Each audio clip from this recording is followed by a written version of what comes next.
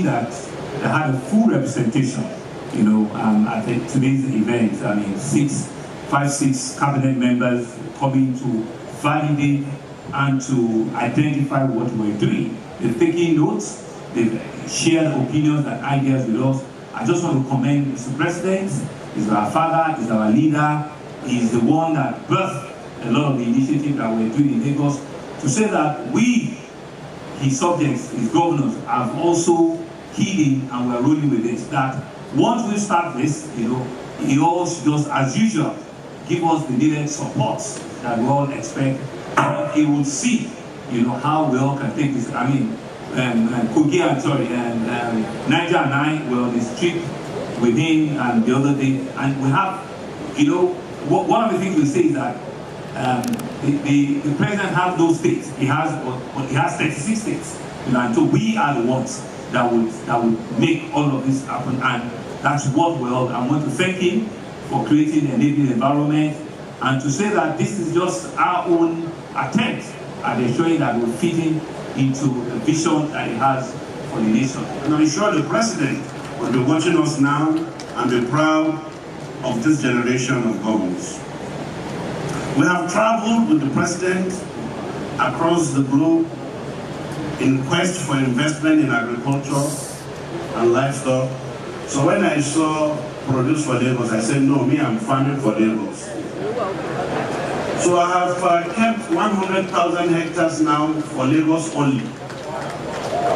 So I will farm only Lagos food. So is it where you want, I will do for you. So whatever you want on that land, I will do for you. This morning, we just flew from Agric, and I went to the African rice, a very good research center, to get high-yield rice seeds so that we can produce more for Lagos. Lagos is the highest consumer of rice.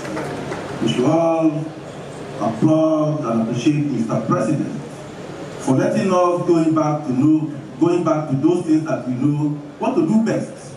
At what point do we lose it? Agriculture is the solution.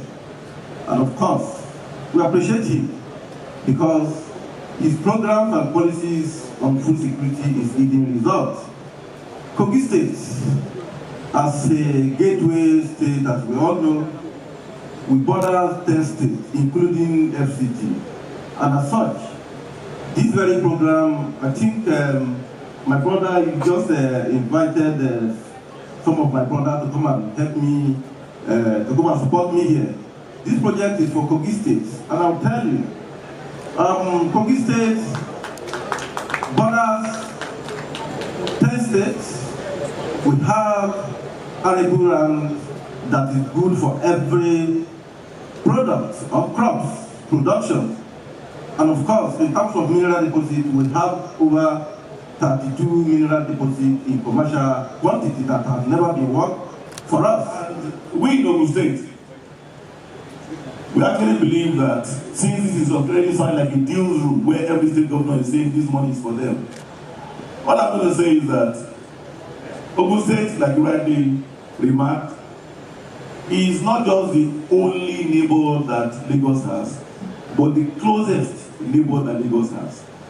And we all know that we are the spillover for Lagos. So anything produced in Ogun State would arrive in Lagos with the lowest cost of transportation. And let me tell you, we are so far ahead of the game. In Ogun State, we have what we call the Ogun State Farmers Information Management System. I'm sure Governor Sanwoolu will wonder, and what is that? That is a system that we're the only state in Nigeria that has it. It's a dashboard that allows us to identify all our farmers in Ogun State. And today we have more than 60,000 farmers registered on that dashboard. Taraba State is in the center of food security. It's in the center of everything that Nigeria needs to prove to the world of our natural capacity. I don't like making too much emphasis about Taraba because many people I hear they forget that there is a state in Nigeria, very important, critical state in Nigeria called Taraba State. And in Lagos State, we have a lot of Taraba indigenes that are businessmen here. All the very sweet and important fat red meat that you are seeing in Lagos, they are all from Taraba. The Minister for Livestock can testify to that. So all I have to say here today is that this initiative is not just timely, it is very strategic. And because when we talk about solving Nigerians' food concern, we must talk about Taraba. You know, this conversation has been there for a long time between myself and Lagos.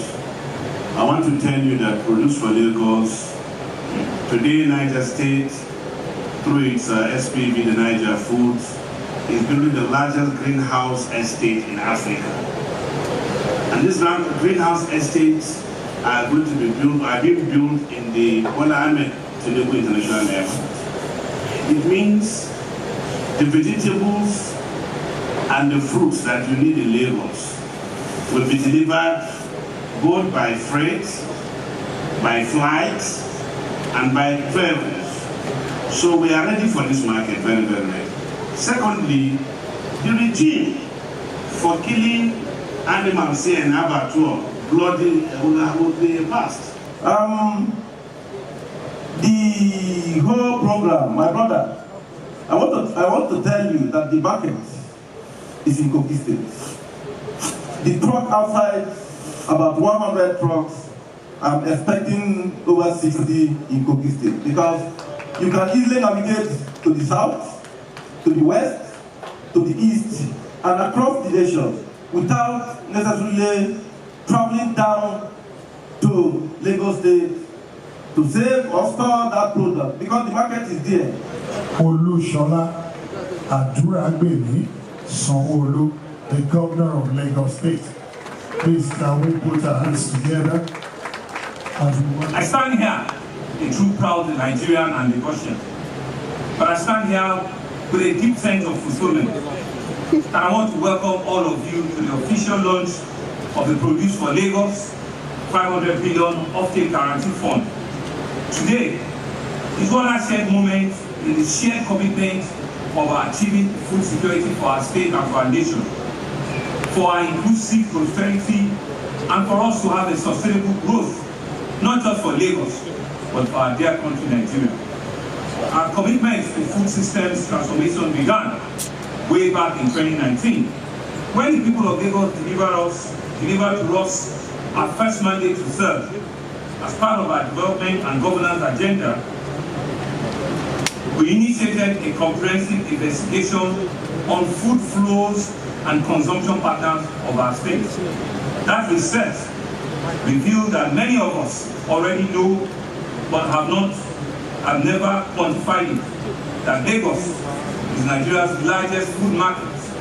We consume over 50% of the entire food that is traded in the southwest part of the country. We have a food economy that is valued at over 6 trillion, and we see today being standing at over 16 trillion. The research also revealed something incredible, that it is a fact that Lagos also uses nearly 50% of the food between the harvest markets, largely due to poor storage and inefficient transportation. Then came 2020 with the global COVID-19 pandemic, which exposed Lagos and other parts of the country as highly dependent on food imports, and therefore we became very vulnerable to global supply and food chain. It became clear and apparent that we must transform our food system to ensure that Lagos can feed its people sustainably, both now and in the future. This led us in 2021 to launch what we call the Lagos State Agricultural and Food Systems Roadmap, which was our robust plan for addressing structural weaknesses within the food system, particularly post-harvest losses, poor logistics, and supply chain gaps that we noticed. And so to implement that roadmap, we significantly increase our budgetary provision, which in 2019 was under 5 billion. With the support of our House of Assembly and all the stakeholders, we now see a budget getting close to 100 billion today from our state treasury on agriculture, and we're not even an agri-producing state. This for us was a bold affirmation that food is economic infrastructure, is deserving of the same attention that we're giving roads, we're giving school, and we're giving all sorts of infrastructural development.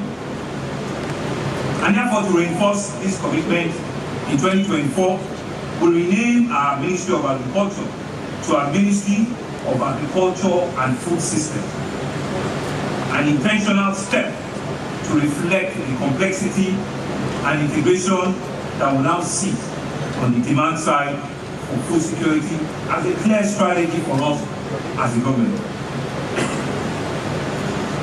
This renewed commitment, therefore, is fully aligned, in our view, with the national policy on agriculture.